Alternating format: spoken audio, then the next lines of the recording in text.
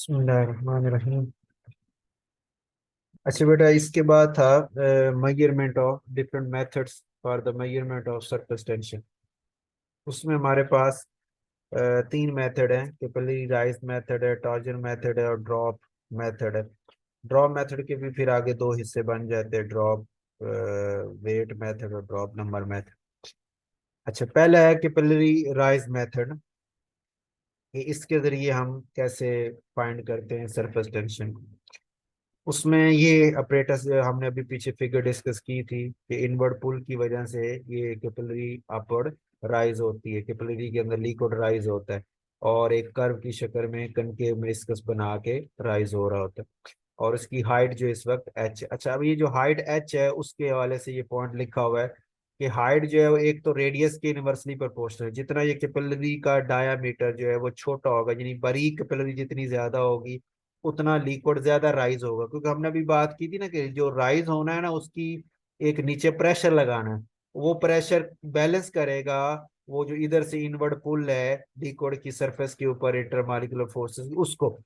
तो अगर आपकी कैपिलरी का रेडियस कम होगा तो उसमें तो फिर लिक्विड थोड़ा आएगा ना, तो छोटे डायमीटर वाले में थोड़ा आने का मतलब ये है कि फिर वो इतना वेट नीचे बैलेंस नहीं कर पाएगा, उसे फिर ज्यादा राइज होना पड़ेगा, हाइट ज्यादा लेनी पड़ेगी, ज्यादा नीचे से लिक्विड ऊपर लाना पड़ेगा, फिर जाके उसका वेट जो है वो नीचे वाली फोर्स को वो बैलेंस कर सकेगा। तो आर छोटा होगा तो हाइट फिर ज्यादा हो जाएगी। और दूसरा, गैमा के ये हाइट डायरेक्टली प्रोपोर्शनल है। अभी हमने बात की कि इनवर्ड पुल जो है लिक्विड की सरफेस पे वो उसे मजबूर कर रही है इस लिक्विड को कि कैपिलरी के अंदर राइज हो। ये पुल, इसी को हम सरफेस टेंशन कहते हैं। तो जितनी ये पुल ज्यादा होगी उतना ये राइज होने वाला लिक्विड जो है उसका लेवल भी उतना ज्यादा हो जाएगा। तो एच जो है वो गैमा के डायरेक्टली प्रोपोर्शनल हो जाता है। अच्छा, इसमें इसने यहाँ पे लिखा है दो फोर्सेस लिखी हैं, एक अपवर्ड फोर्स, ये force taking the liquid upward, कहता है जो अपवर्ड फोर्स आ रही है वो किसके बराबर है, 2 पाई आर गैमा कॉस थीटा। ये कैसे निकाला है, ये आप देखें ना, एक डायग्राम यहाँ बनाई हुई है कि ये जो सरफेस है, ये लाइन जो है ये आपको कैपिलरी की, ये कैपिलरी की दीवार है, ठीक हो गया, ये उसके ऊपर कर्व बना हुआ है। और ये जो एक थीटा आपको ऐसे नजर आ रहा है अंदर की तरफ, थीटा यानी इसके साथ ये गैमा, ये जो वेक्टर है, ये आप कह लें सरफेस टेंशन जो गैमा तो उसका वेक्टर लिया हुआ है। तो ये जहाँ पे मैं ये कर्सर को राइज कर रहा हूँ, ये जो हाइपोटेन्यूज इस ट्राइंगल का हाइपोटेन्यूज है, इस डायरेक्शन में गैमा का वेक्टर है। उस वेक्टर के दो पार्ट है, एक एक्स कंपोनेंट है और एक वाई कंपोनेंट है। अब जो वाई कंपोनेंट है वो पी परपेंडिकुलर के अलोंग है, उसको आप नाम देंगे गैमा साइन थीटा का।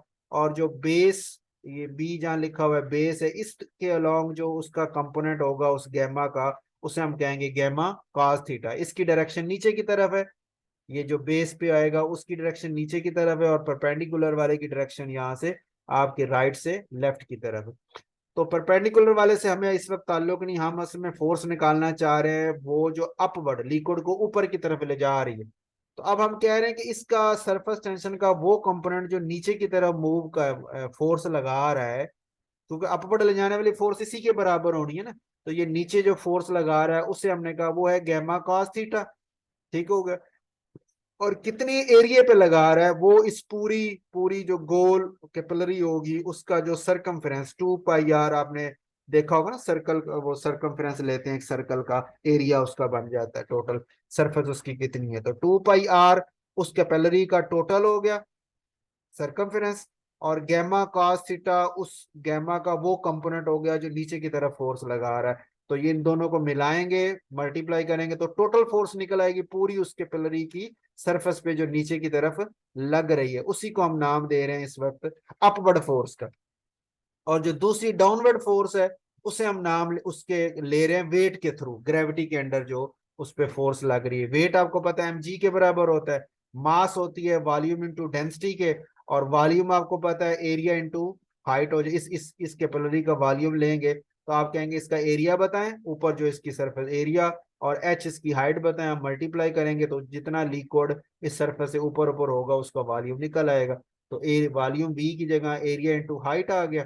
और डी आपका पहले से मौजूद है, जी ग्रेविटी भी साथ मौजूद है। एरिया अब आपको पता बराबर होता है पाई आर स्क्वायर, एक सर्कल का जो एरिया होता है।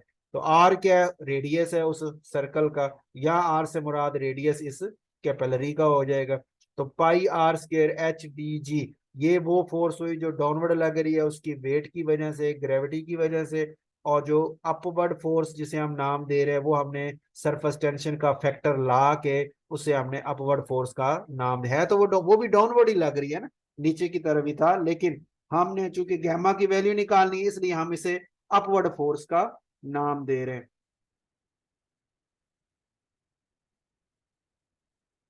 तो अब डाउनवर्ड फोर्स और अपवर्ड फोर्स आपकी ये दोनों होनी चाहिए बैलेंस। ठीक है, जब आके वो रुक जाएगा तो रुकने का मतलब ये है कि इनवर्ड फोर्स जो सरफेस टेंशन की वजह से थी वो वाली, और ग्रेविटी की वजह से इस लिक्विड की बॉडी पे जो फोर्स है वो दोनों बराबर होनी चाहिए। तो बराबर करेंगे तो यहाँ से आपके पास गैमा निकालना है, वो एक तरफ रख लें, बाकी सारे फैक्टर एक तरफ कर दें। अब इसमें आर हमारे लिए मेजर करना आसान है, कैपिलरी का रेडियस। एच कैपिलरी की हाइट मेजर करना लिक्विड की आसान है।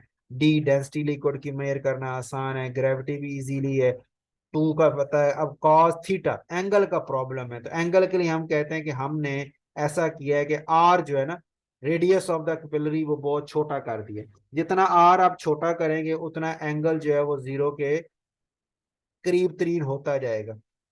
ये बिल्कुल ऐसे ही है, जैसे देखा ना, ये रेडियस जो आपको नजर आ रहा है इसका, ये जितना छोटा होगा ये कर्व उतना बड़ा होता जाएगा। कर्व कर्व का बड़ा होने का मतलब ये है कि वो जो आपका ये जो कंटेक्ट एंगल, ये जो थीटा बन रहा है ना, ये जो कर्व आ रहा है, ये कर्व इसके इसी इसी दीवार जो कैपिलरी की इसके करीब तरीन होता जाएगा, जिसकी वजह से थीटा की वैल्यू छोटी से छोटी होती जाएगी। तो हम उसे कह रहे हैं कि आर इतना हमने छोटा कर दिया है कि थीटा ऑलमोस्ट जीरो हो गया है, और कास थीटा वन के बराबर होता है, कास 0 डिग्री जो है। तो इस वजह से वो वैल्यू पुट करेंगे तो ये हमारे पास मेन फार्मूला रह गया जो आपका निकल आता है। अब वो जो पीछे हमने 2 पॉइंट आर के एच और आर का रिलेशन और एच और गैमा का बताया था, वो आपका यहाँ पे भी ये रिलेशनशिप आ जाता है कि गैमा और एच जो है वो डायरेक्टली है, और आर और एच को कंपेयर करोगे तो आर इधर आएगा तो एच के इनवर्सली हो जाएगा। एक मेथड हो गया जी। दूसरा है टॉर्जन मेथड। टॉर्जन का लफ्जी मतलब तो आपने ना, टेंशन, किसी वायर के अंदर जो टेंशन आप खींचे एक वायर को तो उसके अंदर जो खिंचाव पैदा होता है उसे आप टेंशन कहते हैं, टॉर्जन। ठीक है, तो टॉर्जन मेथड, उसमें हम एक वायर को यूज कर रहे हैं जिसके टेंशन को हम यूज करके अपना ये प्रो निकाल रहे हैं। अच्छा, उसमें अब ये है, ये are proportional to F to pull ring, इसका क्या मतलब है ये मैं आपको एंड पे बताता हूँ, पहले मेथड एक्सप्लेन कर ले। ये आपका ऑपरेटस है। इसमें हम क्या करते हैं कि ये वायर एक है जिसके ऊपर टी लिखा हुआ है ना, स्टेट वायर, एक तरफ एस से जुड़ी हुई है, एक तरफ ये एक स्केल है जहाँ पे सी स्केल के नाम से कह लेंगे, या पी पिवट का हो गया, तो इससे जुड़ा हुआ है। ये हमने टेंशन स्टेट इसको खींचा हुआ है बड़ी टेंशन, टेंशन के साथ ना स्ट्रॉन्ग। इसी के सेंटर में एक और वायर हुक जो है वो हमने बांधी हुई है। अब ये वायर इतनी स्टेज होगी कि ये हुक को भी संभाल सकेगी, ठीक हो गया, नीचे नहीं गिरने नहीं। उस हुक के साथ हमने एक ना, ये दो और कह लें कि धागे या वो वायर जो है वो लटकाई हुई, जिनके एंड पे ना एक आपको रिंग नजर आ रहा होगा, छोटा सा रिंग है। ये रिंग प्लाटिनम वायर का रिंग बना हुआ है। प्लाटिनम वायर जो है उसका हमने एक रिंग बनाया। प्लाटिनम वायर किस लिए लेते हैं, वो नोबल मेटल होती है। तो हमने चूंकि लिक्विड्स की सरफेस टेंशन निकालनी है तो इस रिंग को हमने लिक्विड्स के साथ टच करना होता है, उसमें डिप करना होता है। तो अगर कोई दूसरी मेटल हो तो सकता है उसके साथ रिएक्शन ही ना हो जाए, तो इस वजह से प्लाटिनम की वायर ली हुई है कि वो रिंग लिया हुआ है कि वो नोबल मेटल है, इनर्ट मेटल में गिनी जाती है। तो ये रिंग जो है वो प्लेटिनम वायर का लिया हुआ है। अब हम क्या करते हैं कि इस रिंग के बाहर आपको एक बड़ा सा रिंग जो नजर आ रहा है, ये असल में एक प्लेट है जिसके अंदर वो लिक्विड मौजूद है जिसके अंदर जिसकी आपने सरफेस टेंशन निकालनी। अब हम क्या करते हैं, ये जो नीचे वाला एस है ना, स्क्रू एस नीचे जो लिखा हुआ प्लेट के नीचे वाला, इसकी मदद से हम प्लेट को इस तरह एडजस्ट करते हैं, उस प्लेट को जिसके अंदर लिक्विड है, कि वो जो ऊपर रिंग आपका पहले से एक जगह फिक्स था लगा हुआ है, वो रिंग सिर्फ उस सरफेस लिक्विड की सरफेस को टच करता है, सिर्फ उसकी सरफेस को टच कर रहा है, उसके अंदर डिप नहीं करते, सिर्फ सरफेस को टच करते हैं। ठीक होगा।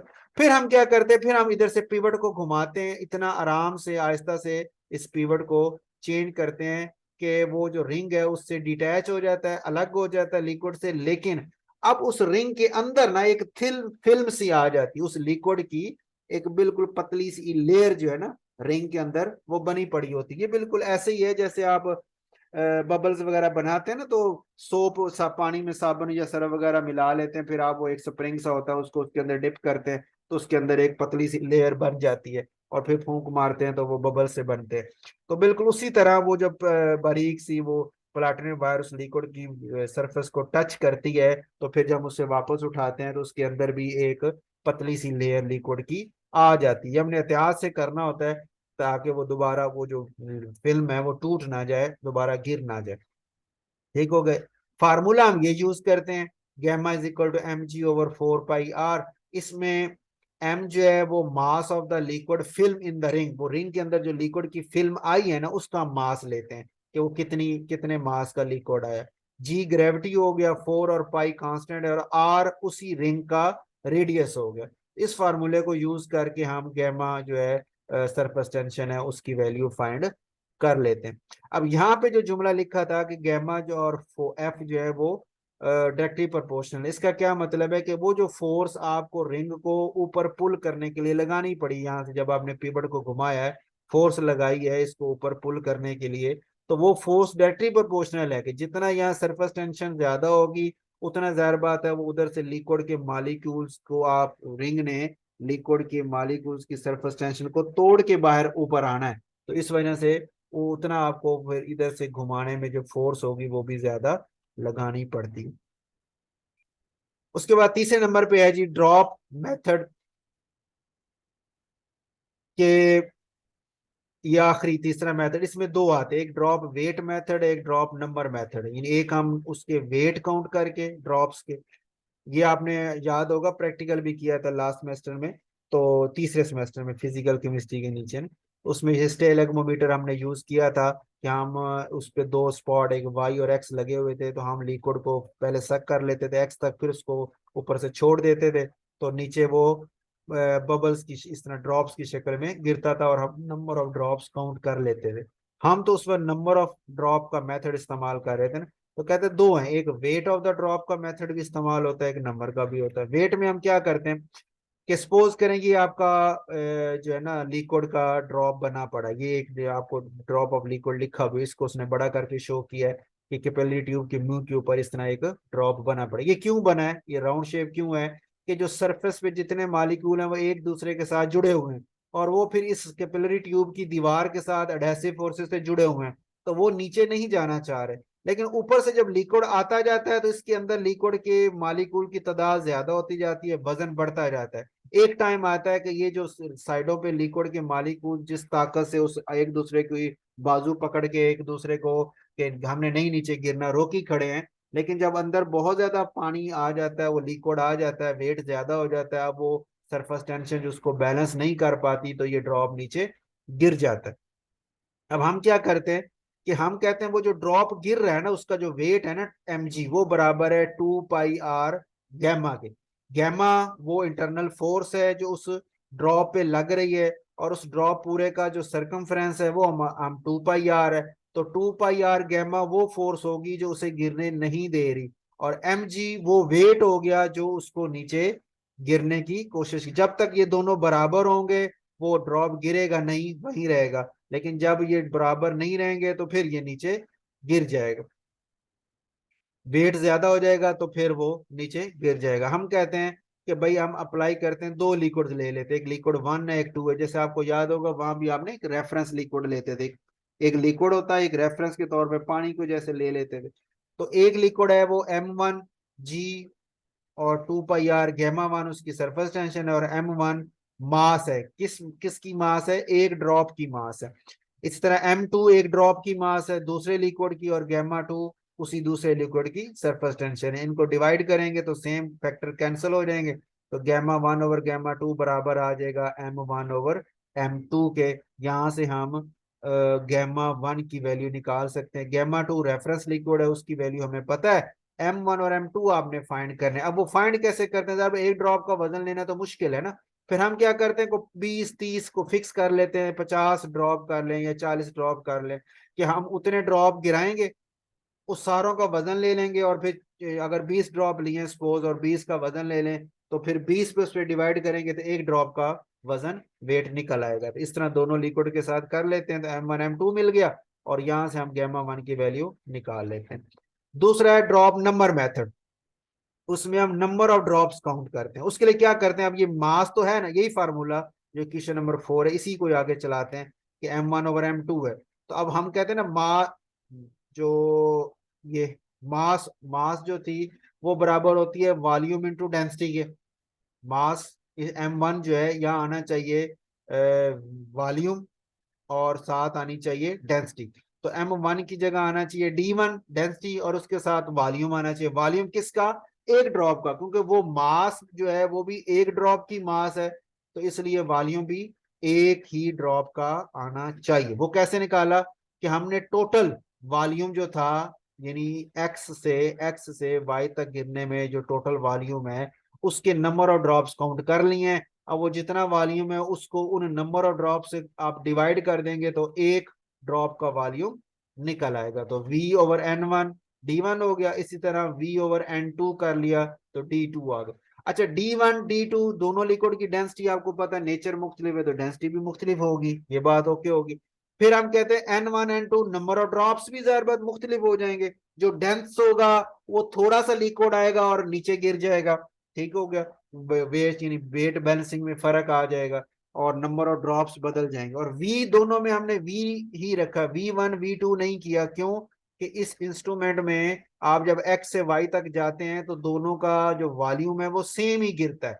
तो सेम वॉल्यूम के लिए चूंकि हम नंबर ऑफ ड्रॉप्स ले लें, इसलिए हमें V1 V2 नहीं किया, उसे वी ही रखा है। तो ये दोनों वैल्यूज आप यहाँ पे M1 और M2 की जगह पुट कर देंगे, तो इसमें वी से कैंसिल हो जाएगा, बाकी रीअरेंज होके आपके पास ये फार्मूला आ जाएगा कि gamma 1/gamma 2 is equal to N2 number of drops of second liquid, D1 density of first liquid, N1 number of drops of first liquid, और D2 density of first liquid आ जाएगी। और gamma 1 आपने निकालना है, gamma 2 आपका reference है, उसकी वैल्यू हमें पता है, पुट करेंगे तो gamma 1 हम फाइंड कर सकते हैं। और इसमें आपको याद होगा एक्सपेरिमेंट में एक स्पेसिफिक ग्रेविटी बोतल होती थी, छोटी सी बोतल, जिसका आप वेट करते थे, वो 25 ml की थी। खाली का वजन ले लेते थे, फिर लिक्विड 25 ml डाल के फिर वजन ले लेते, फिर माइनस करके लिक्विड का वेट निकाल लेते थे, मास, उसको फिर वॉल्यूम पे डिवाइड करके डेंसिटी निकाल लेते थे, उसे हम स्पेसिफिक ग्रेविटी बोतल कहते हैं। तो उसकी मदद से हम डेंसिटीज निकाल सकते हैं। नंबर ऑफ ड्रॉप्स आपको स्टाइलैग्मोमीटर जो ये वाला है इसने बता दिए, तो हम gamma 1 जो है वो फाइंड कर सकते हैं। तो ये तीन मेथड्स हैं सरफेस टेंशन को फाइंड करने के। और लास्ट इसमें है जी पैराकोर का। अच्छा, ये अब मेथड्स की फाइंडिंग अलग से शॉर्ट में या लॉन्ग में इकट्ठे दो तीन हो सकते हैं। और पैराकोर जो है ये लॉन्ग क्वेश्चन में वैसे इंपॉर्टेंट है। डिफाइन सरफेस टेंशन पैराकोर, या डिफाइन पैराकोर से शुरू कर लेते हैं। पैराकोर की डेफिनेशन, इसकी डेरिवेशन, इसकी एप्लीकेशन, ये तीनों मिला के लॉन्ग क्वेश्चन बन जाता है, और काफी इंपॉर्टेंट लॉन्ग क्वेश्चन भी है। ठीक हो गए। अच्छा, पैराकोर क्या है, डेफिनेशन तो इसकी एंड पे करते हैं, वहीं पे फार्मूला जब ड्राइव हो जाएगा। तो यहाँ पे वो कह रहा है मैक्लियोड्स 1923 में इसने एक एम्पेरिकल रिलेशनशिप, ये तजरबी लिखा हुआ है, तजर्बाती असल में वर्ड है। एम्पेरिकल रिलेशनशिप हम उसे कहते हैं कि ये जैसे gamma is equal to C × D - D⁴ है।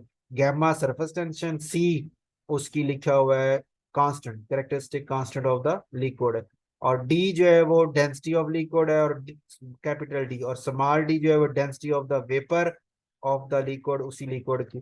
ठीक हो गया। अच्छा, एम्पेरिकल हम कहते हैं तजर्बाती, कि ये नहीं वो किसी चीज से ड्राइव नहीं हुआ, बस बंदे ने वैल्यूज निकाली, कैलकुलेट की, तो पता चला कि एक्सपेरिमेंटल जो वैल्यूज हैं वो थ्योरेटिकल के किस तरह बराबर आ रही हैं, तो वो उसने पावर्स वगैरह चेंज करके, यानी ये डायरेक्ट 4 नहीं लिखा होगा, जरा पहले 1 किया होगा, 2 किया होगा, या पहले सिर्फ डी लिया होगा, बाद में D - D किया होगा, फिर उसने देखा होगा कि इस फार्मूले से निकाला हुआ रिजल्ट एक्सपेरिमेंटल रिजल्ट से मैच कर जाता है, तो ये इस तरह उसने फार्मूला निकाला। तो ये ड्राइव नहीं किया हुआ, ये तजर्बे से फार्मूला निकाला, इसे एम्पेरिकल फार्मूला बोला जाता है। तो इसी फार्मूले को हम थोड़ा रीअरेंज करते हैं, सी को इधर ला के डिवाइड कर देते हैं, तो 1/4, इसका फोर्थ रूट ले लेते हैं, जैसे क्यूब रूट होता है, स्क्वायर रूट होता है, इस तरह फोर्थ रूट ले लें, तो ये 1/4 हो जाएगा, इसकी पावर 4 खत्म हो जाएगी।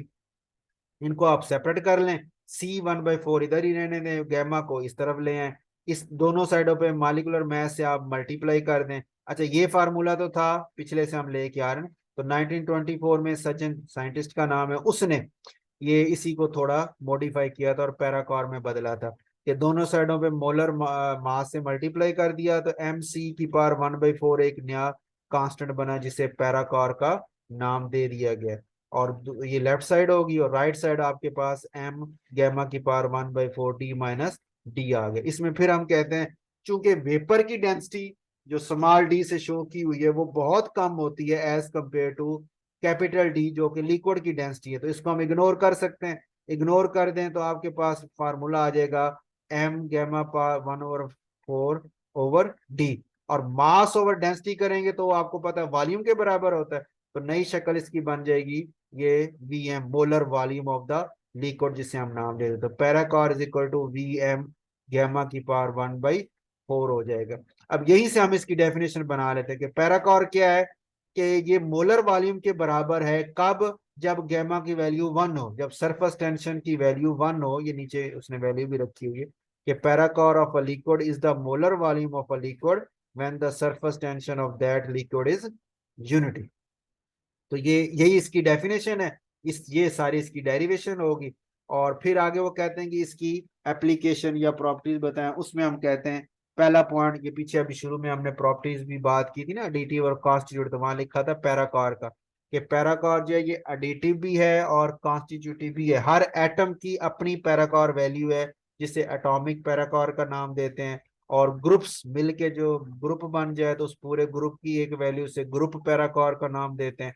तो ये एटॉमिक पैराकॉर, ग्रुप पैराकॉर मिल के ओवरऑल वो वैल्यू बनाते हैं। वैल्यू बनाने का हमें क्या फायदा है कि जी, या कह लें कि इसकी एप्लीकेशन क्या है, तो उसमें हम इसकी मदद से कंपाउंड्स के स्ट्रक्चर्स को वेरीफाई कर सकते हैं, जैसे अभी ये एप्लीकेशन में आते। अच्छा, एक पॉइंट तो ये हो गया कि ये एडिटिव भी है और कॉन्स्टिट्यूटिव भी है। यहाँ उसने फिर लिखा कॉन्स्टिट्यूटिव प्रॉपर्टी का क्या मतलब है, ये टेबल आपने याद नहीं करना, बस एक आध एग्जांपल के तौर पे चाहे रख दें कि जैसे ये एटॉमिक कार्बन की वैल्यू अपनी है, ये वोगल के दो साइंटिस्ट ने अपनी अपनी वैल्यू दी है, वोगल की ज्यादातर यूज होती है।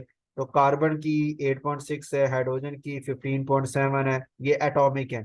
और ग्रुप की जैसे ये कार्बोनाइल ग्रुप जो है उसकी वैल्यू 44.4 है, OH हाइड्रोक्सिल की ये है, एसिड कार्बोक्साइल ग्रुप की वैल्यू ये है। तो ये ग्रुप की वैल्यूज होगी तो उसे ग्रुप पैराकॉर का नाम देते हैं। तो सारा टेबल नहीं आपने याद करना, बस एक दो जो है ना एग्जाम्पल के तौर पे, बल्कि वो ना भी करे तो नीचे की आपने जब ये एप्लीकेशन उसकी बतानी तो उसके अंदर भी वैल्यूज आए जानी, वो एग्जांपल भी रखी जा सकती है। जैसे पहली एप्लीकेशन उसकी है स्ट्रक्चर ऑफ बेंजीन को वेरीफाई किया गया है कि ये वाला स्ट्रक्चर ठीक है कि नहीं है। तो उसमें लिखा ना कि 6 कार्बन एटम इसके पास हैं, तो 8.6 को 6 से मल्टीप्लाई किया। फिर 6 हाइड्रोजन एटम है तो उसकी पैराकॉर वैल्यू को 6 से मल्टीप्लाई किया। फिर 3 डबल बॉन्ड है तो उसकी वैल्यू को 3 से मल्टीप्लाई किया।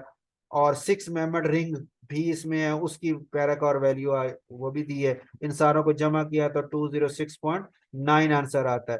और जो एक्सपेरिमेंटल वैल्यू है वो 206.7 है, तो करीब तरीन ही है, तो इसका मतलब ये वाला बेंजीन का स्ट्रक्चर ठीक है।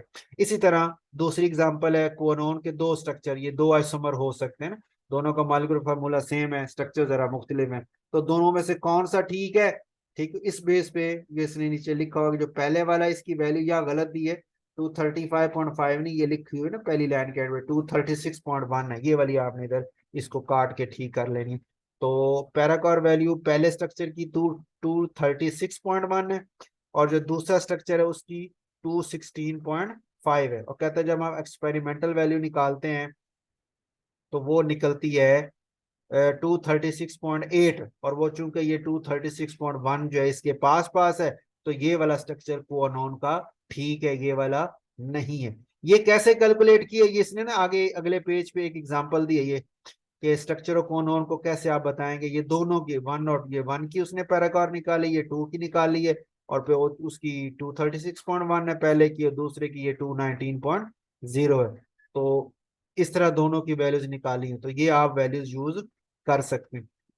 अगर आप यहाँ पे सॉल्व करना चाहें तो उसको देख के आप उसी अंदाज से जैसे पीछे बेंजीन का सॉल्व किया इसने, इसी तरह करना चाहें तो वो भी आप उस एग्जाम्पल को सामने रखते हुए यहाँ पे सॉल्व कर सकते हैं।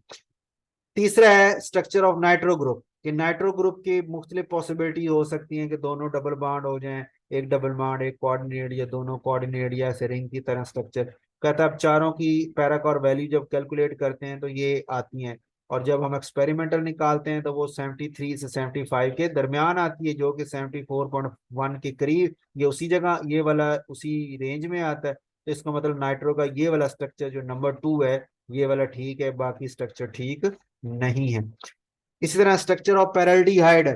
पेरल्डिहाइड आपने पढ़ा हुआ है, एसिटल्डिहाइड के मालिक्यूल 3 हो तो आपस में एसिड कैटलिस्ट की मौजूदगी में इस तरह साइक्लाइज होके एक रिंग 6 मेंबर रिंग बना लेते हैं, इसको पेरल्डिहाइड कहते हैं।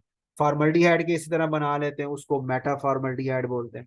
तो वो कह रहा पेरल्डिहाइड का स्ट्रक्चर वेरीफाई करना हो तो जब हम इसको सामने रखते हुए उसकी पैराकर वैल्यू कैलकुलेट करते हैं, तो वो एक्सपेरिमेंटल और थ्योरेटिकल वैल्यू जो है वो बिल्कुल मैच कर जाती हैं। तो इस वजह से हम कहते हैं कि पेरल्डिहाइड का ये वाला स्ट्रक्चर जो है वो ठीक है।